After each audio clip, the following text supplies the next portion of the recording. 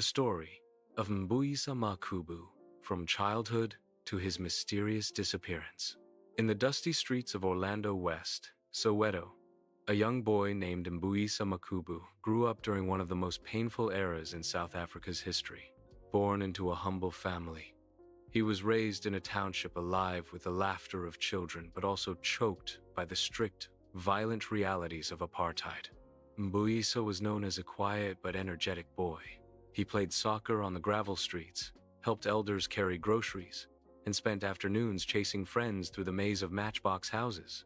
But beneath his boyish spirit lived a sharp awareness of injustice. Every day he witnessed police raids, passbook checks, and the fear that stalked every black household. He was young, but he felt apartheid. By the time he reached his teenage years, he had already developed a deep anger against the system that suffocated his people. He admired the older students who spoke about freedom. He listened in silence, but carried every word inside him like burning coal. The 16th of June, 1976. The day everything changed. On the morning of June 16th, 1,976 students gathered to protest the introduction of Afrikaans as the medium of instruction, a policy meant to suppress black education even further. The youth marched peacefully, holding signs and singing freedom songs. Mbuyisa was not leading the protest. He was just one of many Soweto youth standing at the edges, watching the tide of schoolchildren moving like a river of hope through the township. He didn't know that history was about to call his name. As the crowd drew closer to Orlando West, the police arrived. Without warning, they fired tear gas, then bullets. In seconds, peaceful chants turned into screams. Children scattered. Teachers tried to shield their learners. Parents rushed from their homes. Chaos swallowed the streets. And that was when Mbuyisa saw him Hector Pieterson, a 2-year-old boy, lying on the tar road, bleeding.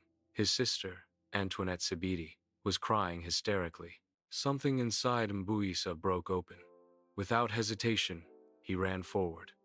He lifted Hector's small, limp body into his arms. His face was twisted with pain, fear, and fury. A photographer, Sam Zima, captured the moment. That single photograph, Mbuyisa running with Hector in his arms, Antoinette beside him screaming, traveled the world. It became one of the most powerful images of apartheid brutality. And with it, Mbuyisa became an unwitting hero.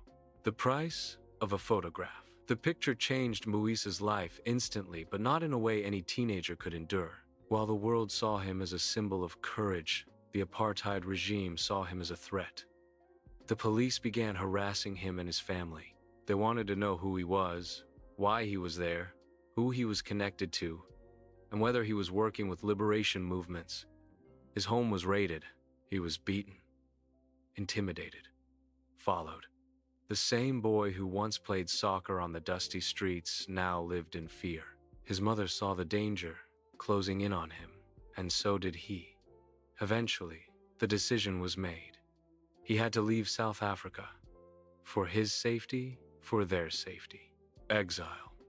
A lonely road, Mbuyisa fled to Nigeria, where he was received with sympathy.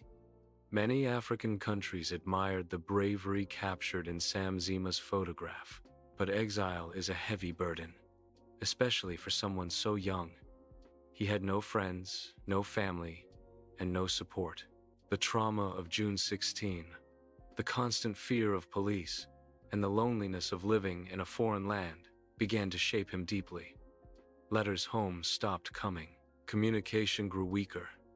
Some accounts say he faced difficulties adjusting. Others say he was overwhelmed by trauma. Some believe he may have been moved from place to place for safety. But by the early 1980 seconds, he simply disappeared from all records. No one heard from him again. A ghost in history. Years later, in 2013, there was a glimmer of hope. A man imprisoned in Canada claimed he might be Mbuyisa Makhubu. The news reached South Africa. DNA tests were done, but the results were inconclusive. The truth remained locked away. To this day, Mbuyisa's fate remains one of South Africa's great mysteries. Did he die in exile? Did he lose contact due to trauma? Is he still somewhere, Forgotten by the world but haunted by the day he carried a dying child? No one knows. A legacy of courage. What we do know is this. On June 16th, 1976, when bullets rained on children, when the world turned its back, one teenage boy ran forward. He carried Hector Pieterson not just in his arms, but into history. He became a symbol of the youth who refused to bow, a reminder of the cost of freedom, a ghost whose bravery echoes through South Africa's freedom story.